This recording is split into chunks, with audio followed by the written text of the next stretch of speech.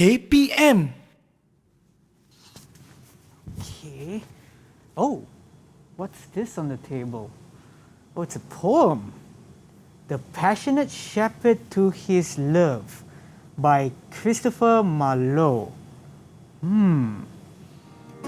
Come live with me and be my love, and we will all the pleasures prove, that valleys, groves, hills and fields, woods or steepy mountain yields. Huh? What does this actually mean? I don't understand. I know it's in English, but what is the poet trying to say?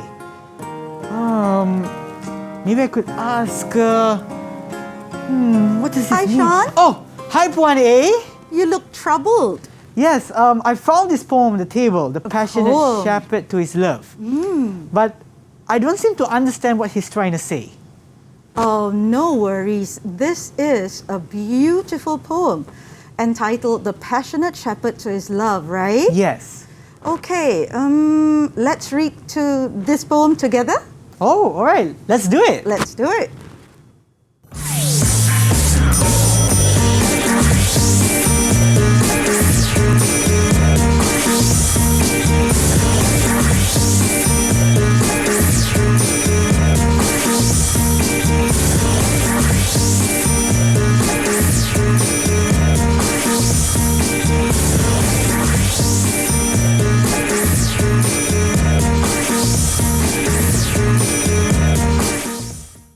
Hello everyone, you are now watching Upper Secondary, or also known as Menengah Atas, on Didik TV KPM, together with me, Sean Stephen, as your host. Now, before we begin, I'd like to remind you to always follow the SOPs in place in our battle against COVID-19 to flatten the curve.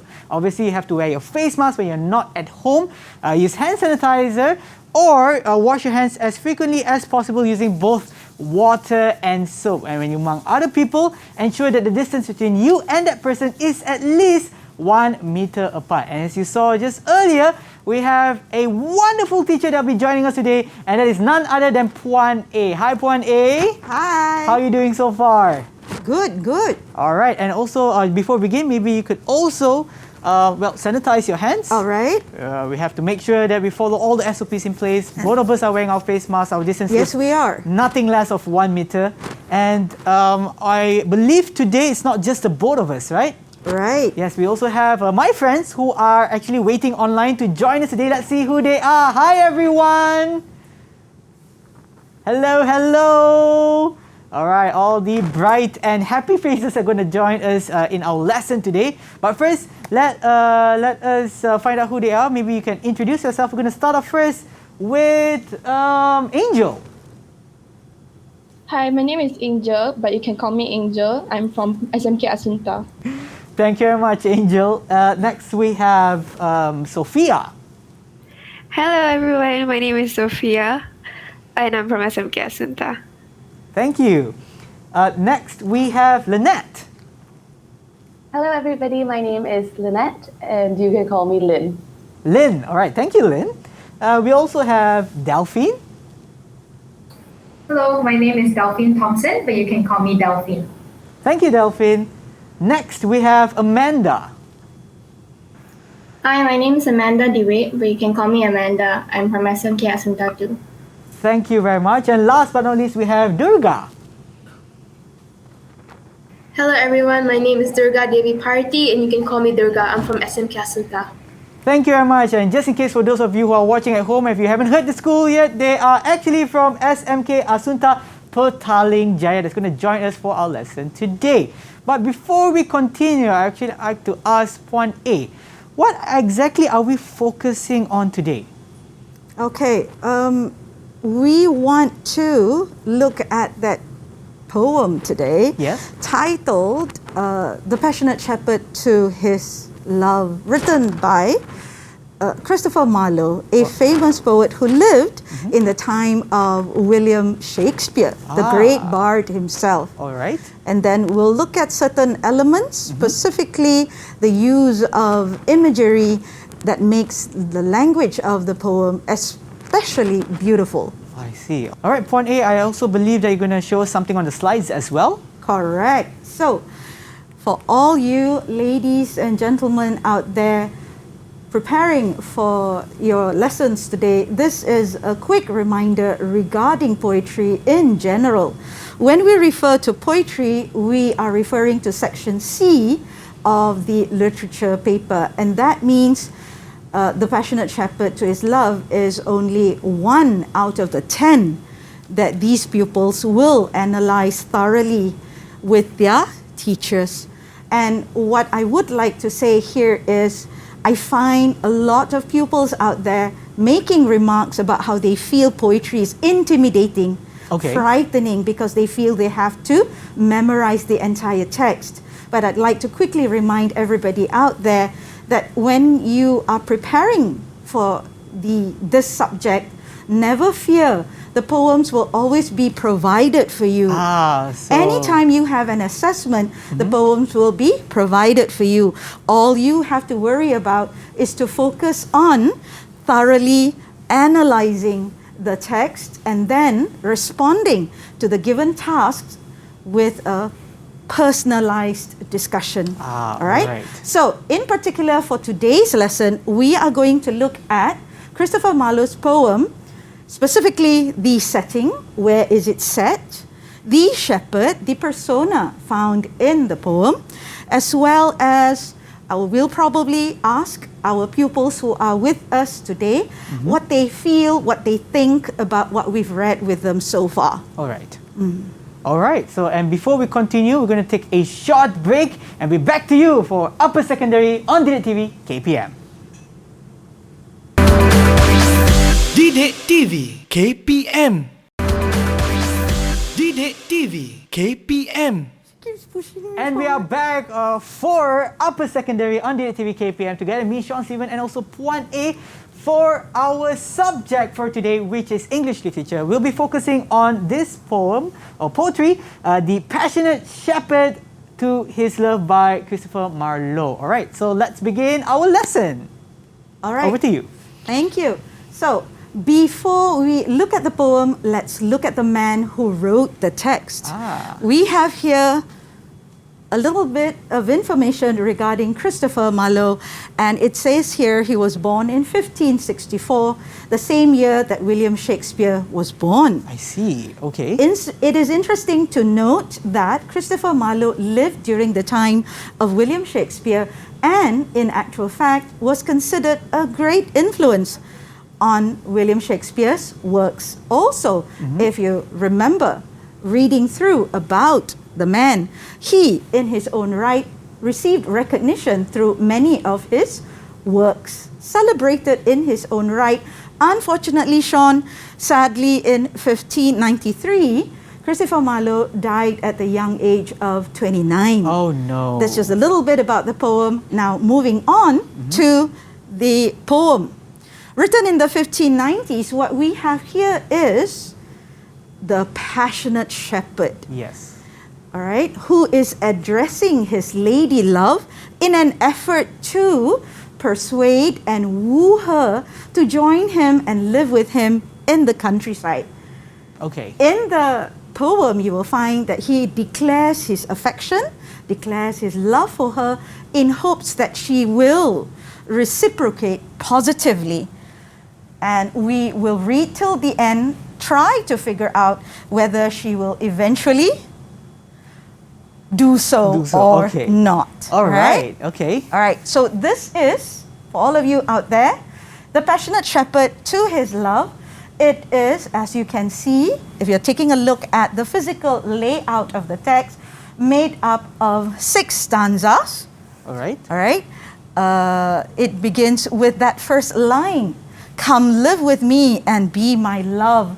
If you take a quick look, you will realize that it is a line that in actual fact is repeated more than once in this text. So it suggests to all of us that the shepherd was truly intent on, number 1, declaring his love, and number 2, persuading the lady love to join him. All right? right. So the passionate shepherd to his love, as you can see, is made up of 6 stanzas.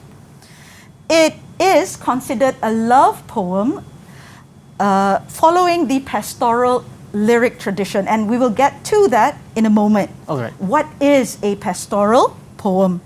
You can see that the poem itself overall has a rhyme scheme of AABB, a total number of 24 lines. Okay. And you can also see that overall, as you read the poem out loud, there is relatively a relaxed and playful tone. Okay. Right?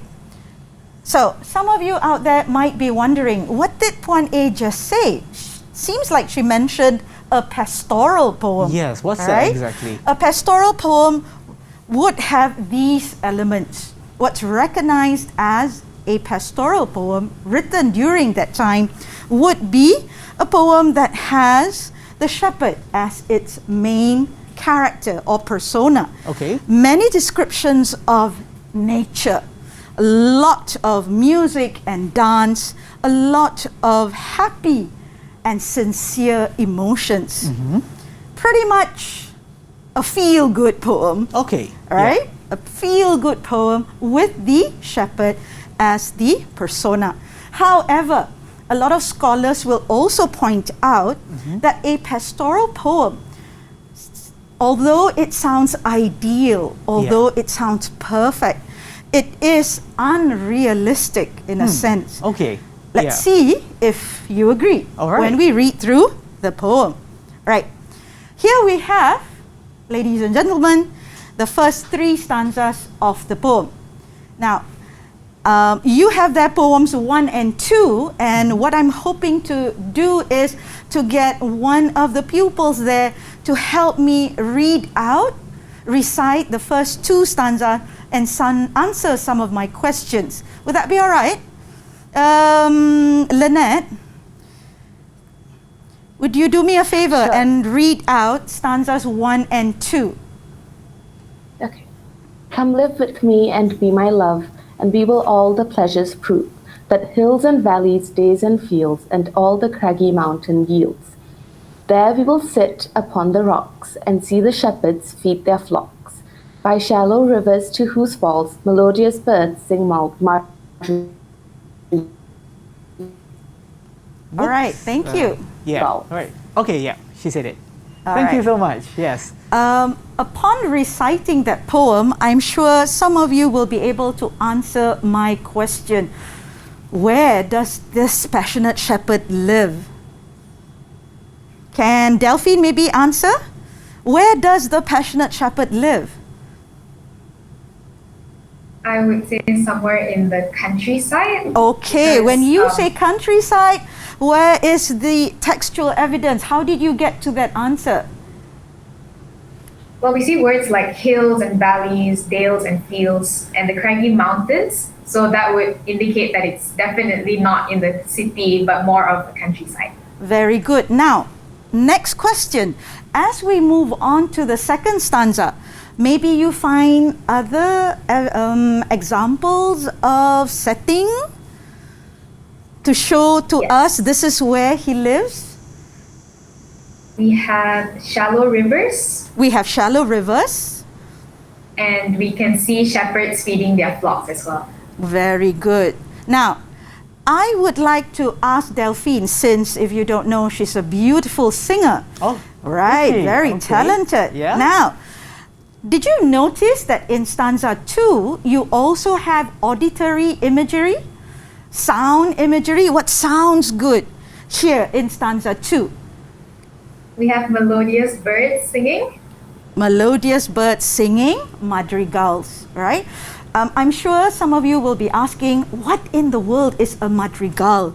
Very good question. All right, indeed. and a Yes. madrigal in actual fact is a vocal performance unaccompanied by instruments. Ah, okay. Something So like, you have there yeah. Delphine's answer, not only the visual imagery, but the auditory imagery or sound imagery that indicates to us this is where the shepherd lives. This is the countryside where he lives, and these are the attractions of living in the countryside. Okay. All right. Now, you will notice there, setting has been conveyed using visual imagery. And that means imagery that pertains to our sense of sight. What can we visualize? Yeah. What can we imagine seeing? So the shepherd begins by saying, "Come, live with me and be my love. And these are all awaiting you." Aha. The Okay. countryside is gorgeous. Look at the scenery, look at the landscape. And he says to his beloved, "We will sit upon the rocks and we will enjoy watching the shepherds feed their flocks." And the sound imagery also attractive. The gurgling water of the waterfalls, the birds singing. Now maybe the audience will be imagining sitting with the handsome shepherd on the rocks, Yes. living with him in the countryside. Now, let's take a look at stanza 3, moving on. "And I will make thee beds of roses with 1,000 fragrant posies, a cap of flowers and a kirtle embroidered all with leaves of myrtle." I wonder if I could ask again about the imagery found in this stanza. Maybe Sophia, Arisa. The imagery found in the stanza is visual and sound imagery. Sound and visual imagery. Could you give me examples where you found the textual evidence? For the visual imagery, I would say sit upon the rocks and see the shepherds feed their flocks. All right, then now And we'll for- move on to stanza 3.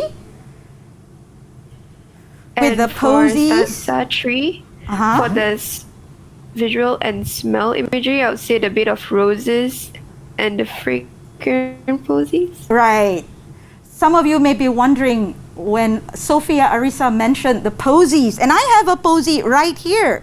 A posy is a small bouquet of flowers. Okay. And so the shepherd says in this stanza, "I will make thee beds of roses, Wow. and I will give you 1,000 fragrant posies. Every day, I swear, I'll give you 1,000 of these."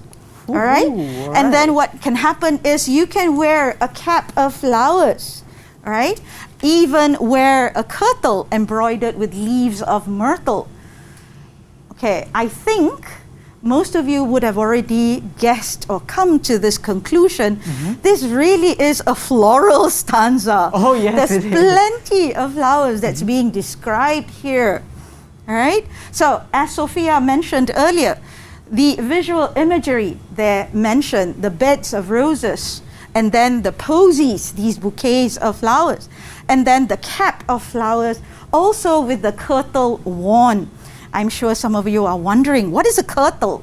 And a kirtle, back in those days, is your outer petticoat or gown. Okay. All right? Yeah. So you would have that outer petticoat or gown also with flowers and leaves wow. of myrtle. Yes. Why did you say wow? Because there's just an overload of flowers everywhere. There's Not a only on the load, outside, but also like the yes, outer correct. petticoat. So that's just an overload of flowers. I believe that he's promising towards his love. He is, as I'm sure you have noticed, in his efforts to confess his love for his lady friend. These are the flowers that I can give you every day. I think that's the association most men have. Yeah, I In believe nature, flowers symbolize love, and I will give you these every day. Quick question, maybe, to Durga. Quick question, if I could. Durga, if I promised you these flowers every day, 1,000 fragrant posies, what say you? Thank you. Thank you. Thank you, but It sounds like there's a Thank but at you, the end of but- the sentence. But I couldn't accept. oh, Oh, she's not so keen. Okay, what about Amanda?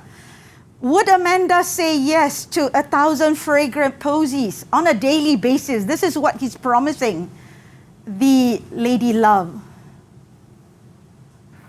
I don't think so. oh no. Oh no, could I ask why? A cap of Well, there's, flowers and then 1,000 fragrant posies.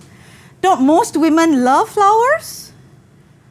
Well, I would want more than flowers. I see. okay, I okay. love that answer. Yeah. Because what will happen is later on, we will look at stanzas 4, 5, and 6. Yes. And we will see if Amanda likes the offer and the promises made by the shepherd. That's true. And I can't wait for that as well. We have just completed stanzas 1 to 3.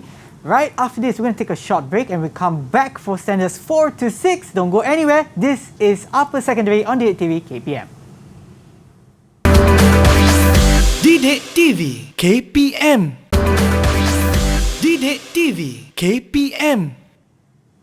And we are back for Upper Secondary on Didik TV KPM for our subject for today, which is English literature. Our topic is poetry, The Passionate Shepherd to His Love by Christopher Marlowe. My name is not Sean the Shepherd, but Sean Stephen together with Puan A. Alright, so just before the break, we have actually completed not chapters, but stanzas 1 to 3 of the poem with a little bit something on on stanza 3.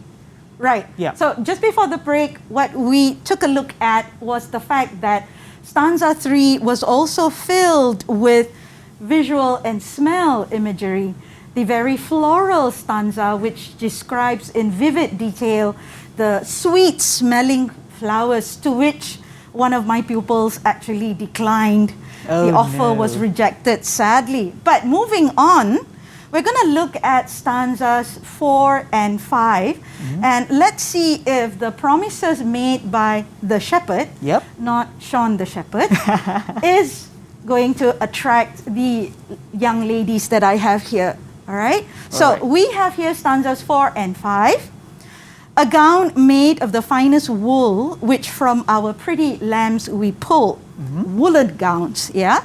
Fair lined slippers for the cold with buckles of the purest gold. So he's promising her footwear. I see. That has golden buckles. Wow. In stanza 5, a belt of straw and ivy buds with coral clasps and amber studs. And this perhaps could be the most expensive pledge or promise that the shepherd makes. Yeah. Thinking about it, it might be a belt of straw, but it is accessorized, studded with coral and amber. And in those days, considered very much valuable because they were precious stones. Yes. And he says at the end of stanza 5, and if these pleasures may thee move, if you feel these are attractive offers that I am promising, pledging to you, come live with me and be my love. The same line that used at the first we stanza, encountered as we started reading this poem. So maybe we could go back to Miss Amanda DeWitt. Maybe we could find some way of convincing Amanda. All right, Amanda, let's take a look at the gown of wool and the slippers with these buckles of purest gold. All right, he says, in this stanza, this is what I promise you. Do you think he can fulfill those promises? I don't think so, because it seems a little bit unrealistic. All right. Could you elaborate on why you feel this promise that he is making is unrealistic? Well, for starters, gold is pretty hard to find, so... That's an interesting opinion. He's a shepherd. Yes, with unless shepherd he's wages, a rich shepherd. Uh-huh. That's an interesting opinion. All right. But what about the woolen gown? Do you think he would be able to get that made, for her?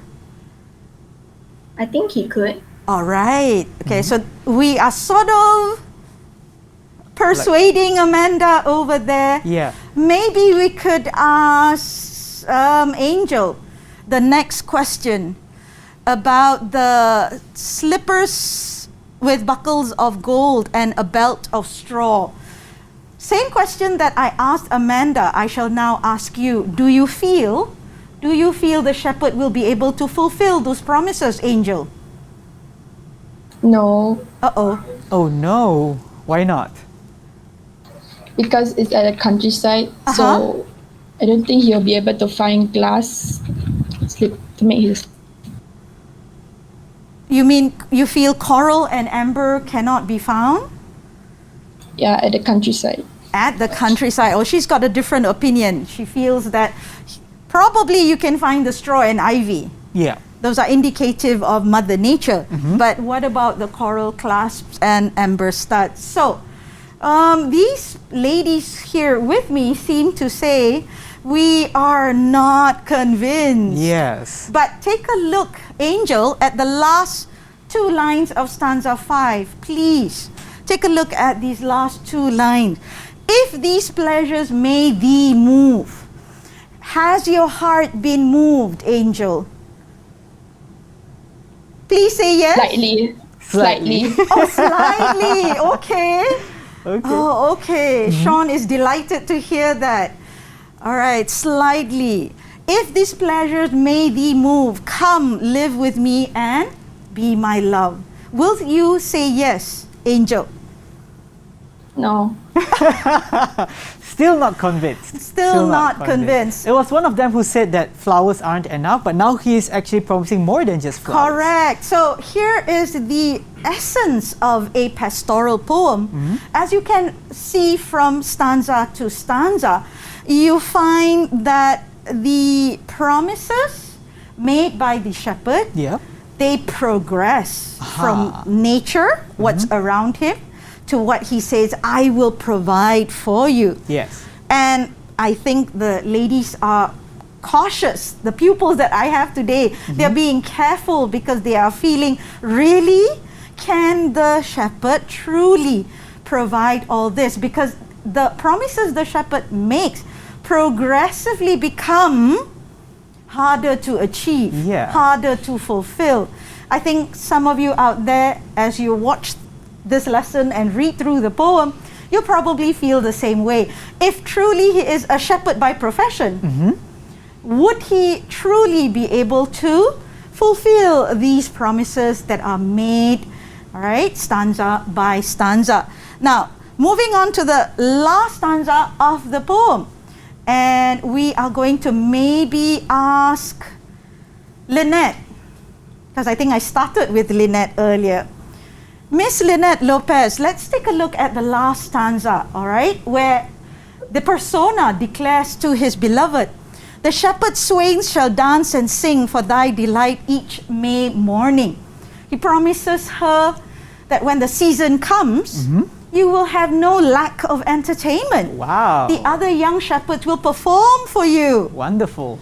All right, and he reiterates that same earlier idea. He says, if these delights thy mind may move, live with me and be my love. Lynette, would you like shepherds to perform for you? Please say yes. I'll take it. I'll take it. Great to try and persuade me.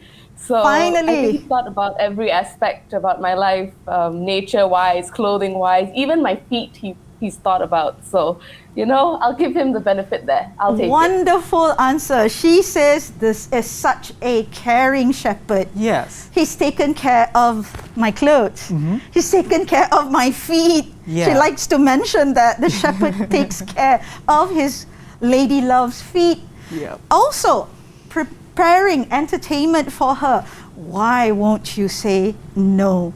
All right? Yeah. So, we looked at stanzas 4, 5, and 6, and we saw textual evidence of the use of visual imagery in these three stanzas to show how the list of promises made by the shepherd grows from what is provided in the scenery or in Mother Nature, and that's an element of pastoral poem, the richness of Mother Nature. All right, so you've got there the gowns made of wool. You've got there the slippers with the buckles of gold. You've got there the coral clasp and amber studs. You even have the entertainment provided. Yes. What more could we ask for? So from stanzas 1 to stanza 6, you find that the shepherd has worked hard to convince, to persuade his lady love, I really would like for you to come and join me. So that brings us to some of the themes that are found in this text. You find that the persona in this poem, the shepherd who is declaring his honest and true emotions there, he promises a life of innocent pleasures, free of responsibilities, free of troubles, free of consequences. Right? He takes a focal role. He's the main focus in this poem because, as most pastoral poems are, the shepherd's life, fulfilling his duties on a daily basis, caring for his flock of sheep. Yes. That's what adds to the charm of living in the countryside. Yeah. And then also, not to forget, if you're considering the elements of country versus city living, he's saying to her, it's serene, it's gorgeous and peaceful and calm, in contrast to the hustle and bustle of living in the city. Why won't you come and live with me? Yes. So when we look at the stanzas 1 to 6, you find that all these three themes have been wonderfully conveyed and highlighted. Correct. I only am rather sad that none of my pupils today seem very convinced to join the young shepherd. All right? Yeah. Shall we continue? Let's take a look at these discussion questions. All right. All right? And these are some discussion questions that we have regarding the poem. All right? The first question is, what might life in the countryside be like? Number 2, what is your opinion of the shepherd, the persona found in the poem? And question number 3, has the shepherd been convincing and persuasive enough? Very interesting questions indeed. But let's give our friends who are online some time to think about their answers. We're going to take a short break and be back to you for Upper Secondary on Date TV KPM. Didik TV KPM. Didik TV KPM. You are now watching Upper Secondary on Date TV KPM together with Puan A as well as myself, Sean the Shepherd, Sean Stephen. So let's continue with our lesson. Just before our break, Puan A was going to ask our friends who are online a list of questions. Shall we continue? All right, let's go.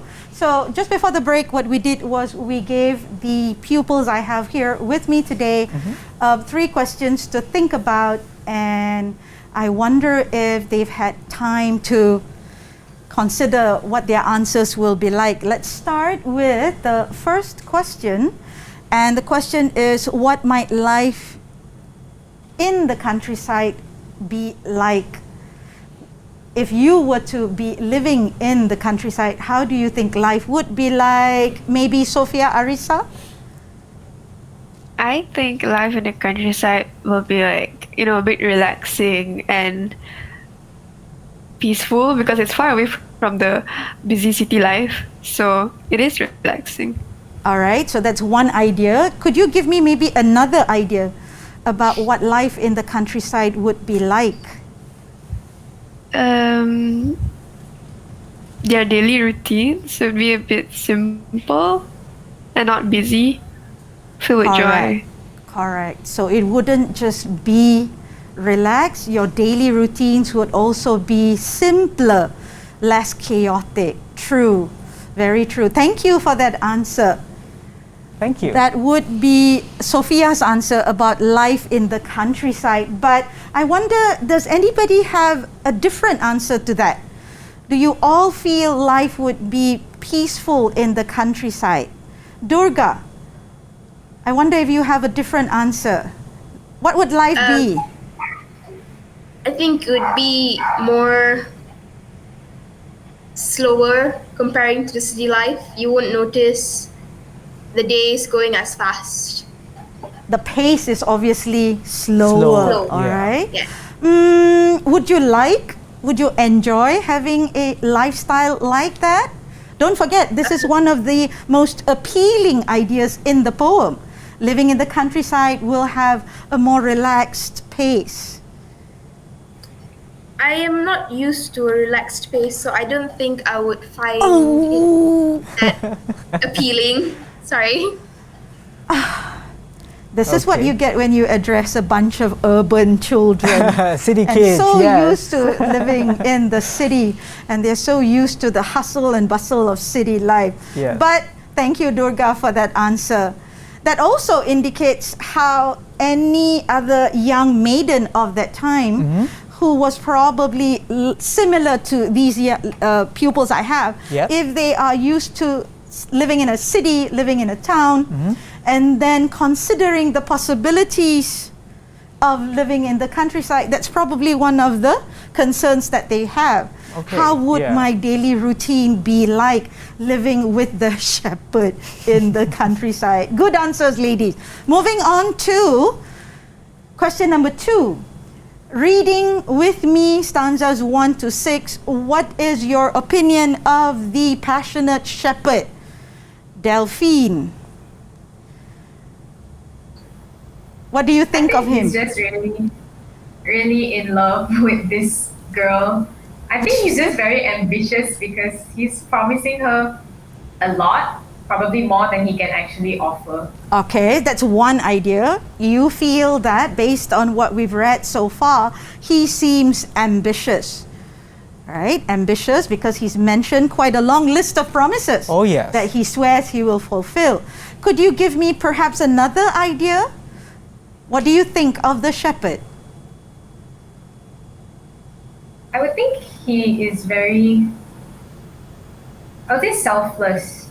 He's offering her so much, he probably won't have any left for himself, but that's just because he loves her that much. Oh, I was actually waiting for that answer because it seems Right. that way. But wouldn't that mean that my 6 pupils would then be eager to join the shepherd in the countryside, knowing that he is so honest and Yes. pure, And giving so much of himself? I think the term would be head over heels for this particular Right, girl. Or right. love. He's head Okay. over heels, and I don't know, judging from the smiles, whether they are also responding in a similar fashion. Right? Yeah. So, according to Delphine, wonderful answer. Selfless shepherd who's promising a lot more than we assume he can give, but he's willing to do his best. I like that answer. Now, perhaps the biggest question of all from the 3 there. Do we think that the shepherd has been convincing and persuasive enough in order to prove his affection for his beloved? Has he been persuasive enough? Angel, what do you think?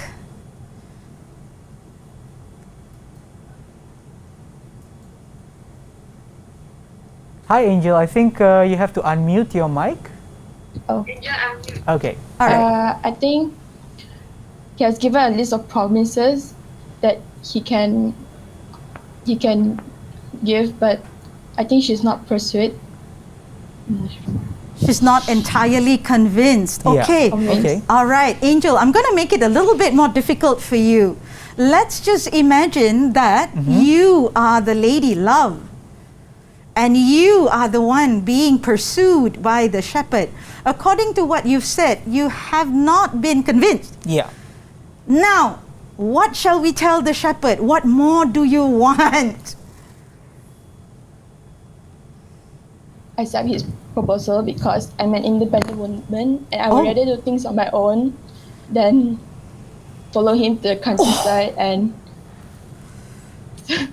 flock sheep and juggle and feed the flocks. There we go. So, Independent woman in the house. Independent woman. Don't need no man. she doesn't want to consider this proposal. Oh no, but I like that word. Yeah. The fact that this entire pastoral poem has been a declaration of affection. Yeah. It just tells us he's proposing, in other words. Yes. And she just responded by saying, no.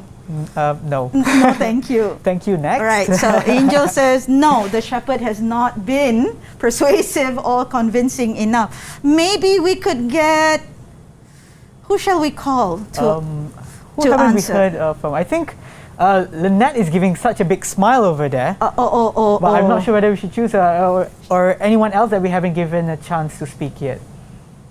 But wait, Lynette is the one who said she was convinced earlier. Let's get someone else. Let's get someone else. Maybe Amanda? Yes, Amanda. Amanda, have you been thoroughly convinced? No, I haven't. Still not yet. Even though finding out that the shepherd may or may not be, may be selfless, or proving selflessness, giving himself everything in to the world. the beloved. Yes, he'll do everything for you. He'll stand in front of a spitting bullet for you. Maybe nothing like that, but yes. Still no, Amanda? Well, he promises a lot, but most of it is very materialistic, which is something I don't value. If it's really love, then the shepherd himself should be enough. None of the other things matter. Wow! What a powerful answer! What a powerful answer! Wow. It's not what you can give where you are looking at material promises, right? Wonderful answer, Amanda. Thank you.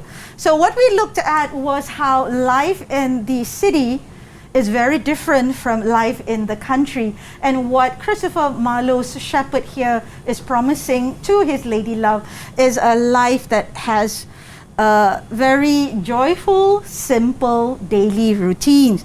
You have a shepherd who seems very earnest, very honest, very sincere with his affections, and you have there these pupils of mine who are not convinced by his promises. And a quick summary is there for everyone to read through. You have there the shepherd who's continuing stanza by stanza, making assurances of what he says is available, what he can make available to the lady love if should she decide to join him in the countryside.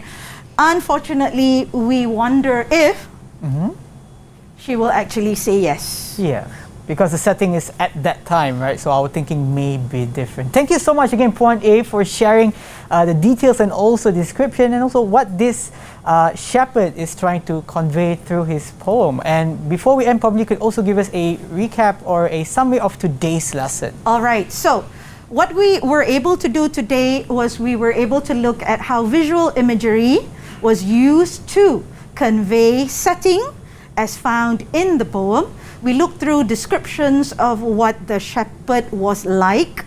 Did we feel impressed by his promises? Yes. And also we were left thinking whether the lady love might eventually decide to join him or not. Yes, that's true. Right? And just in case if any of my friends who are online also watching this program right now, how are they able to further enhance their understanding, or are there any exercises that they can get from a certain place? Wonderful question. Everyone out there, do not fear. If you need further notes, reference materials regarding literature, feel free to go to Sumberku at the Lima portal, and over there, when you access that website, there's plenty of notes and materials to help you better understand this literature subject. That's right. And also you can actually see the link to that Sumberku platform or resource of where you can find these exercises. Thank you once again, Puan A, for the knowledge sharing that you have today, and also the lesson, as well as my friends who are online. We have Amanda, Angel, Delphine, Durga, Lynette, as well as Sophia. Thank you so much for joining us. And for those of you watching at home, hopefully this has been beneficial to you, and we'll see you in our next class. Take care and see you soon.